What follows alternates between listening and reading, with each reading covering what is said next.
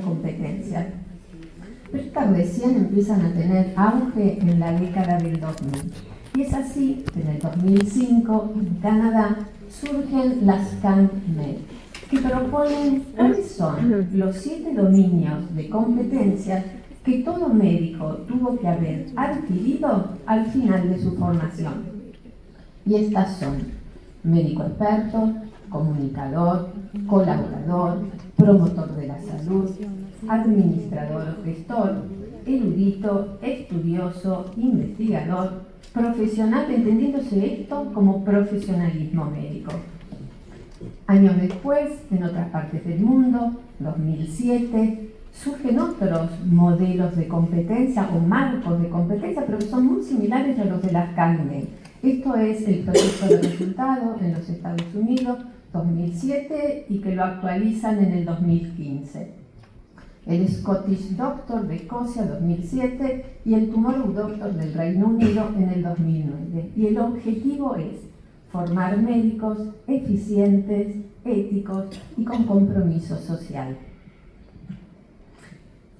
Si ustedes observan, el logo de las CanMed por sí solo expresa que todas las competencias tienen que estar presentes con igual peso para formar médicos expertos. Estas van a estar colaborativamente, pero en forma independiente, relacionadas entre sí. Y en una evaluación, todas las competencias deben ser aprobadas. Determina también que para cada uno de los dominios, ¿qué será capaz de hacer el médico especialista? Para una competencia central, como puede ser la comunicación, existen subcompetencias, porque esta comunicación va a cumplir diferentes roles si va a realizarse con un paciente, con un colega, con la familia. Pero a su vez, esta subcompetencia va a tener subcompetencias, porque obviamente el rol es distinto. Si tenemos, con el mismo ejemplo, la comunicación con un paciente, los dominios que voy a tener que manejar, si el paciente es pediátrico, si es geronte, si quiero transmitir malas noticias o si quiero hacer indicaciones médicas. Los modelos de educación médica ponderan que la educación se guíe por las actividades que lo van a caracterizar como profesional. Que la mayor parte del aprendizaje se lleve a cabo en el contexto donde éste se va a desempeñar. Que la práctica clínica genere autorreflexión sobre el desempeño y los procesos de aprendizaje. Que a medida que un estudiante, tanto sea de grado como posgrado, logre realizar las actividades que lo van a caracterizar como profesional, requiera menos supervisión hasta convertirse en un profesional confiable que puede actuar en forma autónoma. Si nosotros evaluamos lo que es un aprendizaje que sea exclusivamente por una actividad pasiva, como es escuchar a un profesor, este aprendizaje nos permitirá recordar a las 2 semanas solo el 5% de lo que creímos que aprendimos. Ahora, si este aprendizaje es una actividad activa donde enseñamos a otro, es decir, que decimos y hacemos, a las 2 semanas vamos a retener el 90% de lo aprendido. La educación por competencias tiene un enfoque centrado en el aprendizaje. El estudiante va a ser gestor de su propio aprendizaje, es decir, que se apropia de este control de su proceso formativo. Hay que lograr una integración básico-clínica y teórico-práctica a lo largo de toda la currícula. Hay que promover el trabajo colaborativo que favorece el enfoque constructivista. Se deben formar a los docentes y capacitarlos para educar en competencia, promoviendo actividades que tienen que ser multi e interdisciplinarias. En el año 2007, Olententak y Shale introducen el término de actividades profesionales confiables, aunque en realidad deberíamos hablar de actividades profesionales a confiar. Y las define como unidades de práctica profesional no supervisadas, confiadas a los estudiantes por haber alcanzado las competencias suficientes para poder desarrollarlas. Son tareas o responsabilidades propias de la profesión que se realizarán diariamente en la atención de un paciente. Plantean un modelo gradual en el que se pasa por distintos niveles de confianza hasta que se es realmente confiable. Son observables y medibles, por lo tanto, las vamos a evaluar. Tienen estándares fijos, es decir, que todos los estudiantes de grado y de posgrado van a ser evaluados con estos mismos estándares y a ellos deben alcanzar. Los itinerarios van a ser flexibles, porque no todos los contextos de aprendizaje son similares y porque la facilidad o la dificultad que tenga un aprendiz con respecto a otro para alcanzar la competencia también va a ser diferente. Las competencias, las actividades profesionales confiables pueden ser transversales o horizontales, que son comunes a todas las profesiones, y algunas que van a ser específicas de cada especialidad. Distintas instituciones educativas definen e incluyen como competencias transversales, y algunos hablan de las competencias huérfanas y que estas corresponden al razonamiento clínico, a los valores profesionales, a la bioética, a la gestión clínica, a economía de la salud, comunicación, acción tutorial, investigación, docencia y profesionalismo médico. ¿Todas ellas se enseñan? ¿Todas ellas se evalúan? Hay 5 componentes centrales en la educación basada en competencia. Está orientada en los resultados. Tienen una secuencia progresiva. Es experiencia de aprendizaje personalizada. La formación está centrada en la competencia. Estas deben estar integradas y contextualizadas y deben tener una evaluación programática. Las approach tienen principio, tienen fin y solo se van a confiar al personal capacitado. Es una decisión de confianza, es una certificación que un profesional tiene autonomía para realizar la approach. Cada una de estas approach se va a desarrollar en entornos clínicos y situaciones clínicas concretas. Las competencias vinculan la integración de conocimientos, habilidades de pensamiento, habilidades y destrezas psicomotoras, actitudes y valores, aptitudes que permitan un desempeño profesional eficiente. Approach no es sinónimo de competencia. Approach describe una tarea y es independiente de la persona. Las competencias describen cualidades propias de la persona en cuanto a los conocimientos, las habilidades, las destrezas, las actitudes y los valores. Para realizar una approach necesitamos la integración de múltiples competencias.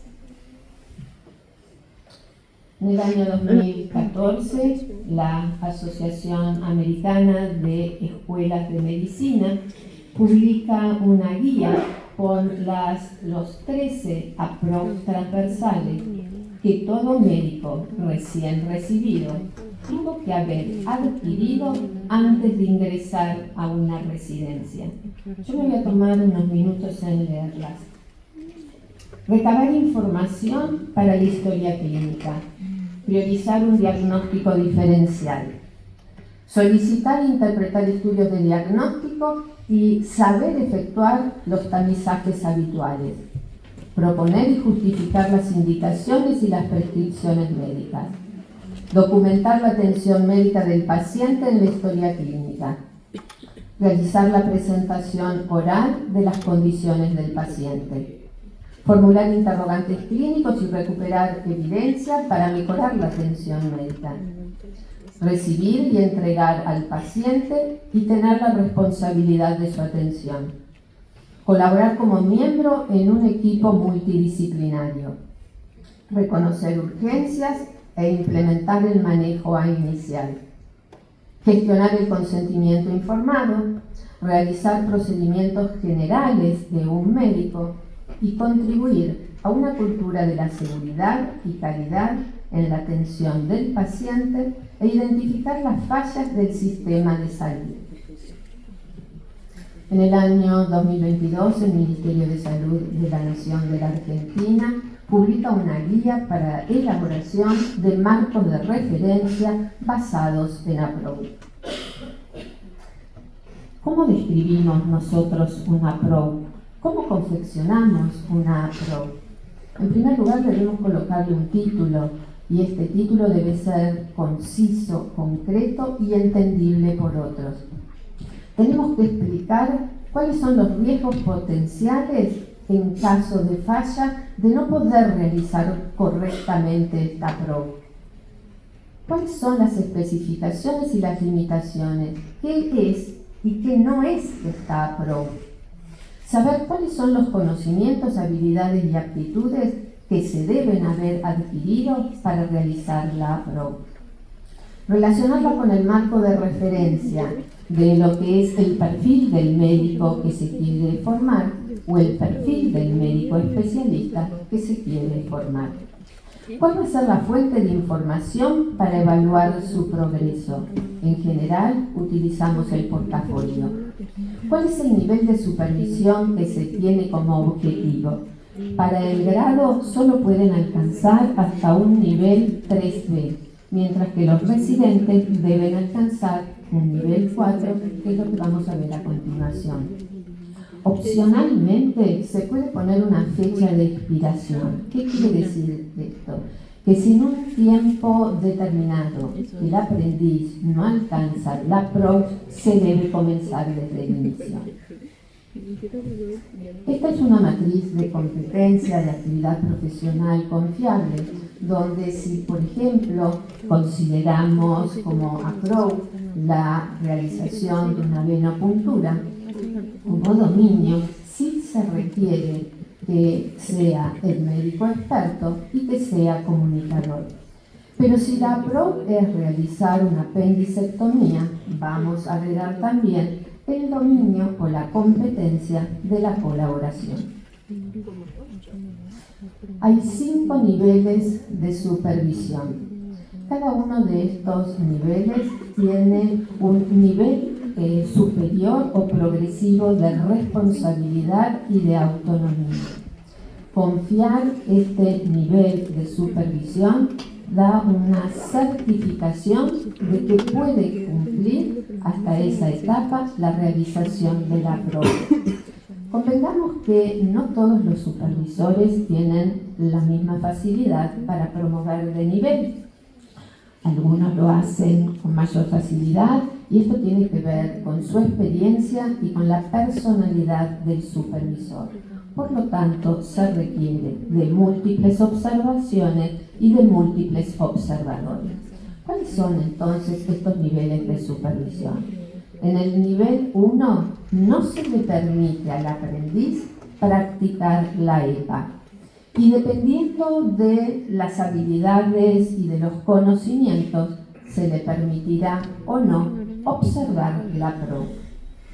En el nivel 2 se le permite practicar la EPA, pero solamente bajo una supervisión directa, completa y proactiva.